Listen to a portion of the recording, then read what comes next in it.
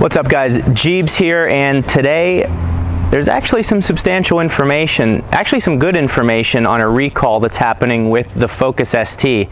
The funny thing about this recall is it's something that we've talked about in the comments for years now, and I'll explain that in a minute. Another thing I'm going to talk about in this video is calling Ford performance and getting some questions answered on the calibration for 2018, the power, all that stuff. So just a bunch of comments that I've been continually getting about my car, I got answered today from Ford Performance themselves, so I can actually give you guys some relevant information. Ford is recalling 1.46 million Ford Focuses from 2012 to 2018, so the span of the life of the Ford Focus here in the United States. The reason for them doing this recall is for them to fix a defect that can cause the car to stall.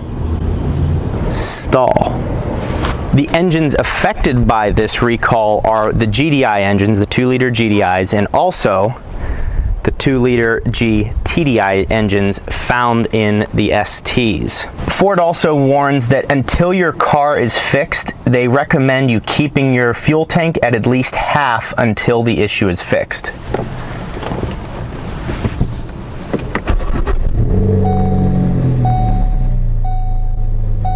Boom.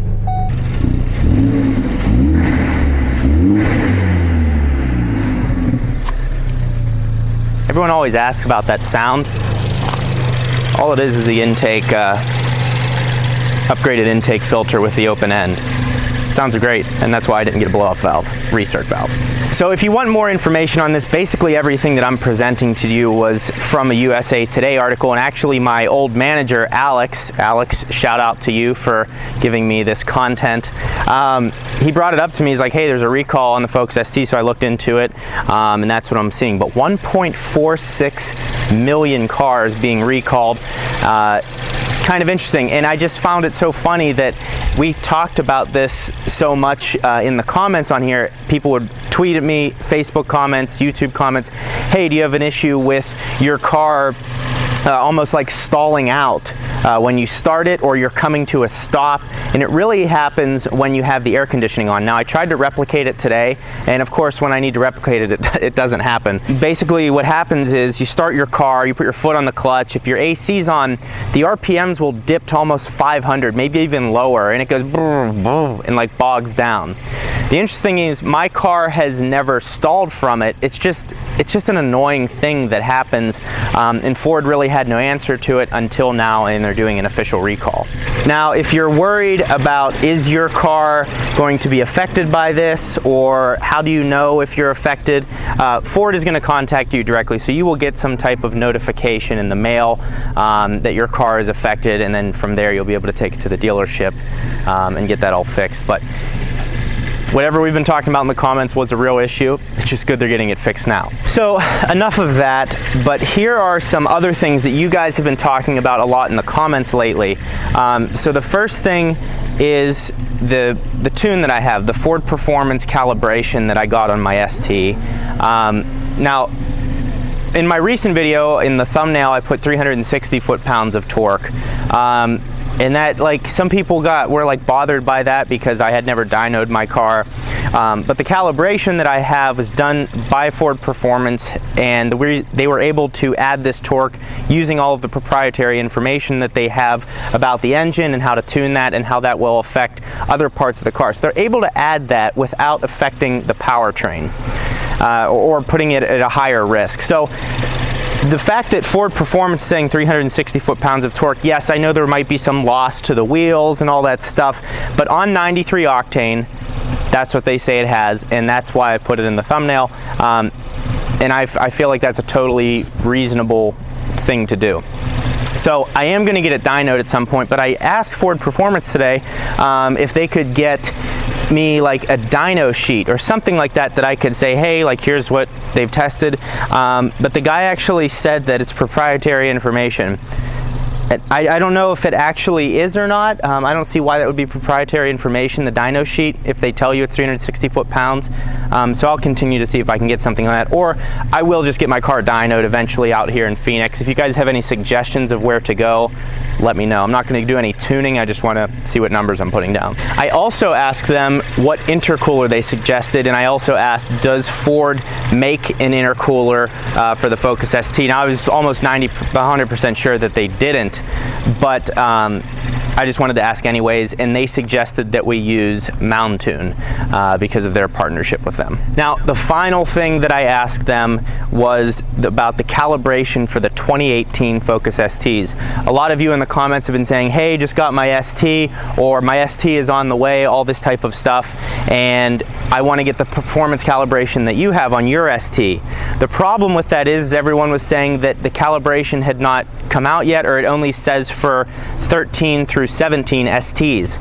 So I asked them about this, and they said that before the end of the year, they haven't been told officially yet, but before the end of the year they should have it released for the 2018 Focus STs. So if you have an 18, don't worry, stay patient. They are going to come out with it, and I was kind of relieved to hear that. You know, I don't know why they wouldn't release it for the 18 STs. I mean, you'd really be screwing the last people that went and purchased an ST and, you know, gave money to Ford. That would just be kind of an unfair thing to do for them buying a brand new car that's going end of life. So I'm happy that they are going to do that, and it'll be exciting to see if there's any differences. Maybe they'll add launch control or something for 2018. I'm not totally sure yet. What I also will say is it's really nice to be able to call into Ford Performance like I did today and just ask them some questions, talk with someone that's technical, talk with someone that, the one kid I was talking to in chat, he actually has a 2017 Focus ST.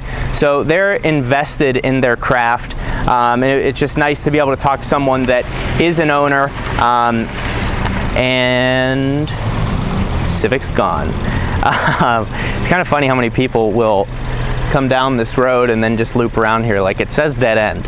Maybe they're testing if it's actually, maybe they thought it was fake news. So yeah, I just found a big, I was sitting there, like, as I was dialing the number, I'm like, wow, this is nice. I have a little portal I can come to with all these performance parts. I have a support team who I can call into and ask them questions about the ST. And I know other aftermarket manufacturers will do that.